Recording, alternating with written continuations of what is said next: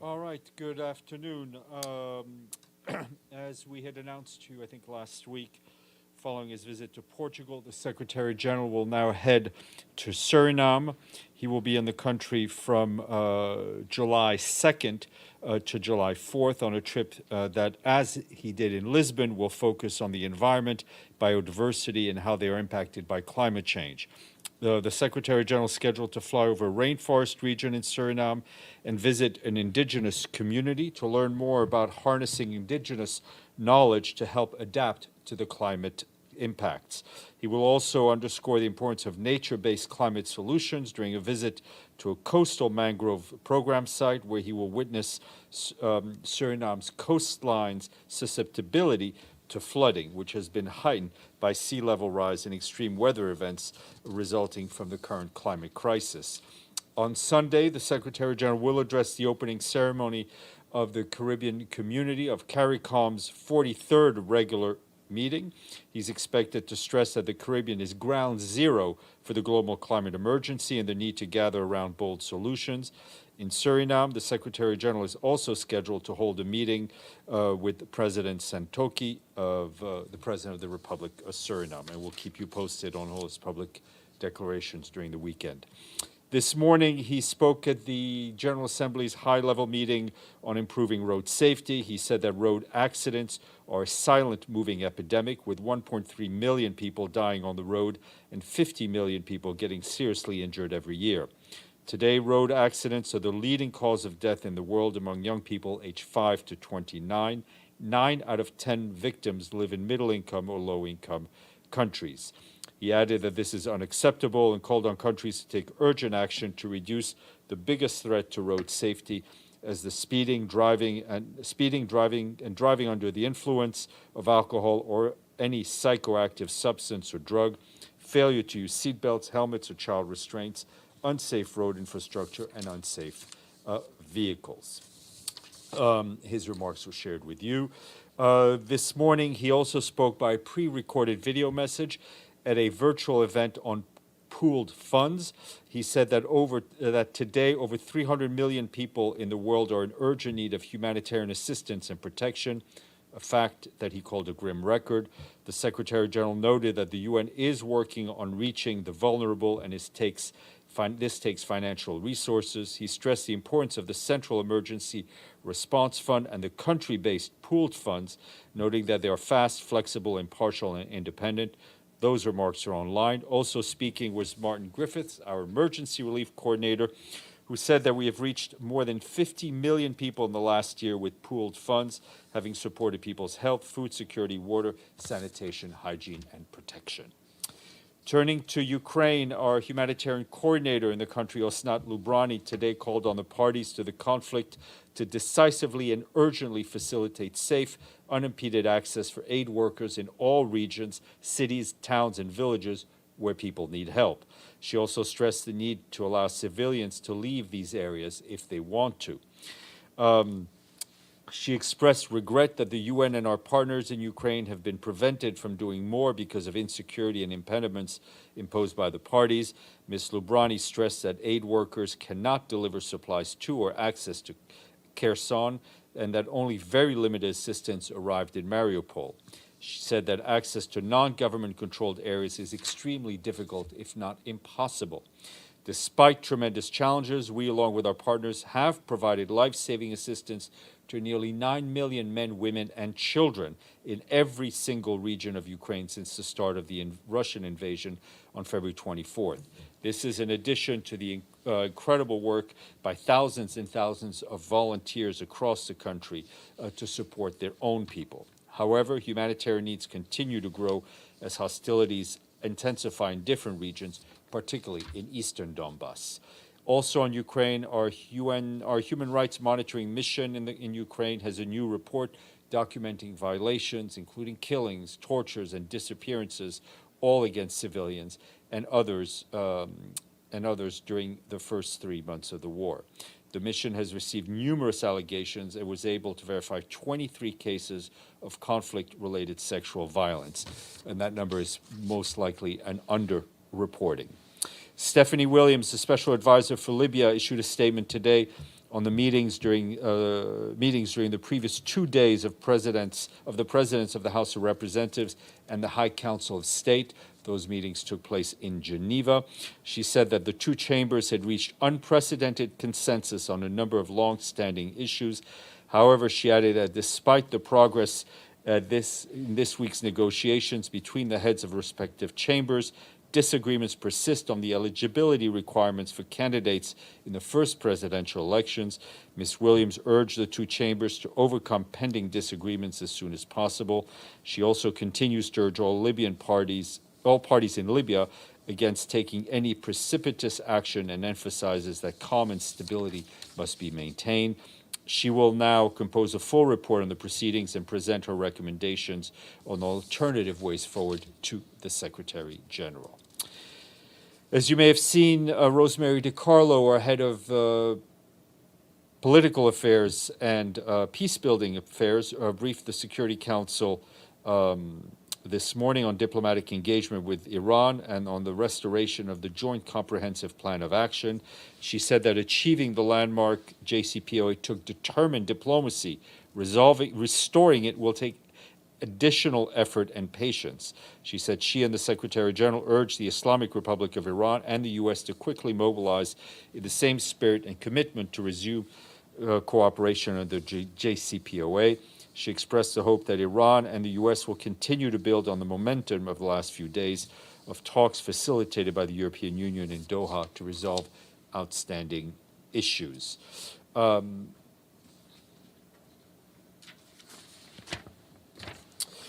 Geir Pedersen, the Special Envoy for Syria, briefed the Security Council late yesterday afternoon. In his remarks, he reiterated the importance of the three-pronged framework of Resolution 2585, which, as you well know, are cross-line, cross-border, and early recovery. With humanitarian needs growing and civilians in desperate need, he said, it is essential for the Security Council to renew this framework for an additional 12 months. Quick update from the field from our colleagues in the Democratic Republic of the Congo. Today, the mission a UN mission there closed its offices in Kalemi in the Tanganyika province. This is a major step forward in the progressive, phased, and drawdown of the mission. The decision recognizes significant steps taken by Congolese authorities with the support of the United Nations to strengthen the presence and capacity of state institutions in that area.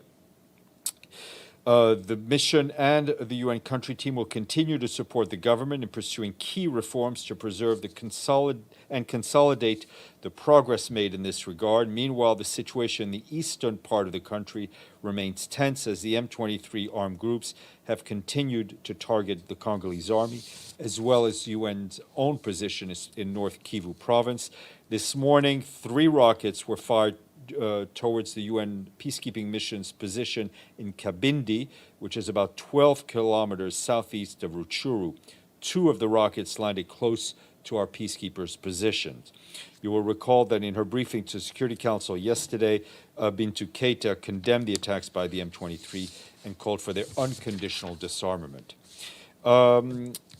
Quick update from Afghanistan, where the UN Refugee Agency and the UN Development Program signed an agreement to provide $1 million for housing and infrastructure in Khost and Paktikta province.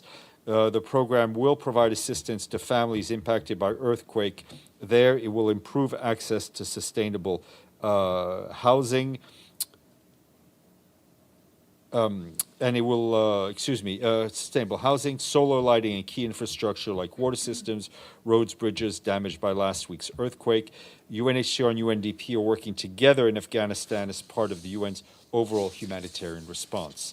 And in Malaysia, our team there, led by Karima El-Khoury, the resident coordinator, continues to support the government in tackling the impacts of the COVID-19 pandemic. To date, 83%, that's more than 27 million Malaysians, have been fully vaccinated. More than half have received a booster. WHO contributed to the increased lab capacity and supported the government in risk communications, community engagement, and behavioral research. UNHCR is working to provide booster doses to refugees, while UNICEF is working on providing mental health services and psychosocial support. For its part, the International Organization of Migration is supporting vaccination campaigns for refugees and migrants while facilitating access to health and hygiene kits. Also, I was asked by one of your colleagues earlier about our reaction to the ruling by the U.S. Supreme Court on the regarding the climate and the Environmental Protection Agency. And while it is not our role to provide legal commentary on judicial decisions of individual member states, just more generally, I can say that this is a setback in our fight against climate change when we are already far off track in meeting the goals of the Paris Agreement. The Secretary General has said repeatedly that the G20 must lead the way in dramatically stepping up climate action. Decisions like today's in the US or any other major emitting economy makes it harder to meet the goals of the Paris Agreement for a healthy, livable planet, especially as we need to accelerate the phase out of coal and transition to renewable energies. But we also need to remember that an emergency as global in nature as climate change requires a global response, and the actions of a single nation should not and cannot make or break whether we reach our climate objectives. The Secretary General has also said there is still time to avert the worst impacts of climate change if all nations, especially those who make up the group of 20, step up their efforts together with cities, regions, businesses, and investors and individuals everywhere, raising their voices for bolder climate action. A couple of international days to flag to you. Today is the International Day of Parliamentarianism, and this year's theme is public engagement in the work of Parliament. And don't look up, but today is also International Asteroid Day. Thank you. The day aims to raise public awareness about the asteroid impact hazard and to inform the public about crisis communications actions to be taken at the global level in case of a credible near-Earth object threat, as if we needed yet another thing to worry about.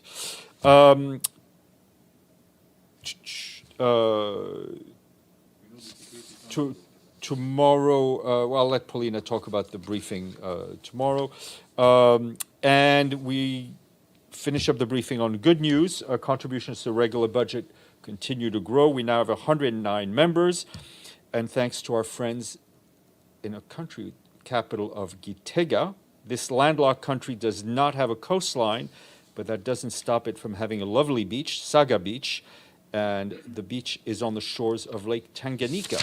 What country are we talking about? You could do better than that. It's Burundi. Burundi. We very much thank our friends in Burundi. Okay, we've thanked a lot of people. Betul, thank you for asking a question. Thanks, Steph. A question on Ukraine. Russia began shipping grain from Ukraine's occupied territory, Berdyansk, this morning, I believe, with a vessel carrying 7 tons of grain. Can you tell us if it has anything to do with UN efforts, and does the UN have any reaction to this export of grains? No, this is not part, as far as I know, part of the Secretary General's efforts, the discussions on that effort to bring Ukrainian grain and Russian grain and fertilizer out to the global markets are continuing at a rather intense clip, and I have nothing else to add. Do you have any knowledge or information about what's going to happen to this grain? And Kiev has been accusing Russia of stealing its grains. No. What is the UN's position? I do not have any information about that grain. Linda, and then. Thank you, Steph. Regarding the JCPOA, as you said, the Security Council has been discussing that. And you also said that the SG, is calling for the restoration of the issue.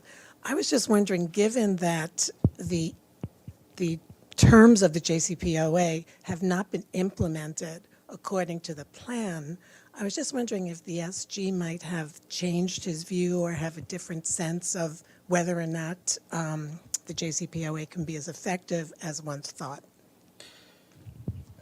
I mean, I think the gist of Rosemary DiCarlo's briefing was about the restoration of the JCPOA. As she said, it was a difficult diplomatic agreement to reach. Bringing it back to life, so to speak, will demand courage and concession and great effort. We continue to think that in its original form, it was a very positive step forward. So does that mean that the sense is that the sort of the clock could be turned back in terms of, not the clock, but the efforts in would have occurred in terms of further development of the nuclear program could be reversed?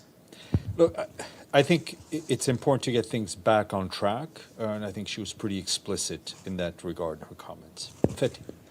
On Libya and Ms. Williams,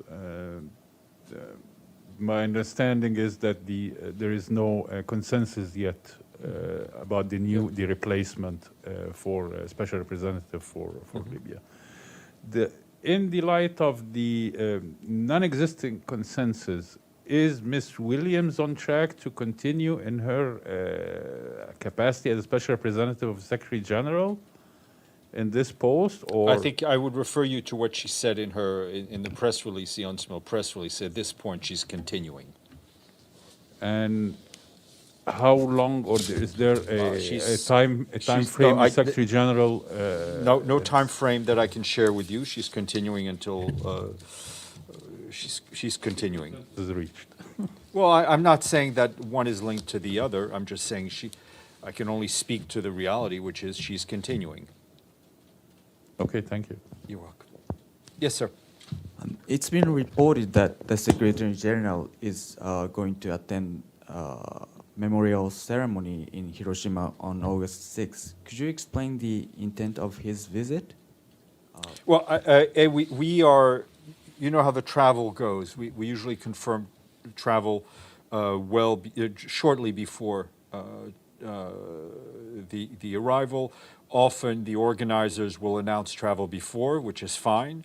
I think the Secretary General has expressed in the past and continues to express his intention to visit in a way to honor the Kibayusha, the survivors of the horrific nuclear attack, and to underscore what has always been his strong message that we can live in a nuclear, and we should live in a nuclear-free world.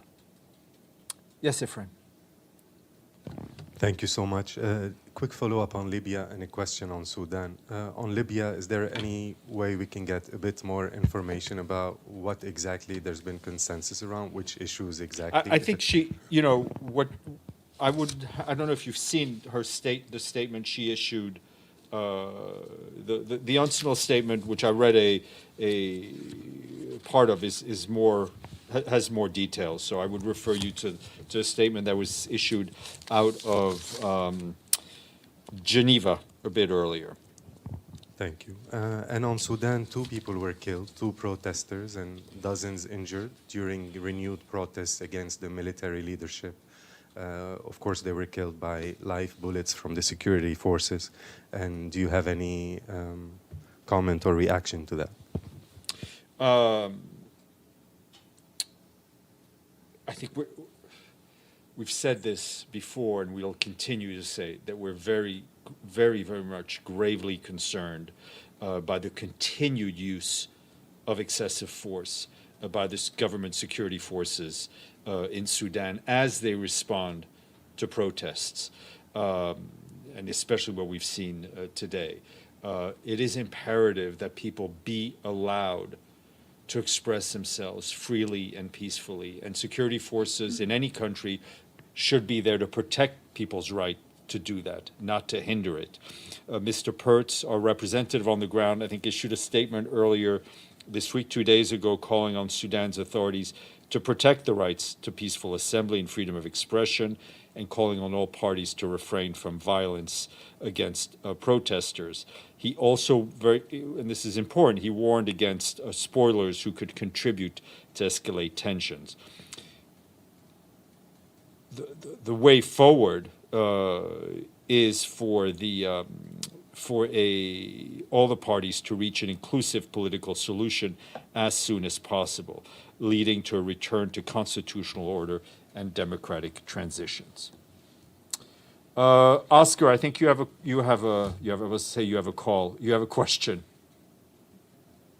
Yes, Stefan, thank you so much. Stefan, past Tuesday, the Truth Commission that was established in 2016 during the peace agreement in Colombia, they did present a report on the investigations and all these human rights violations and other crimes committed during the armed conflict in Colombia.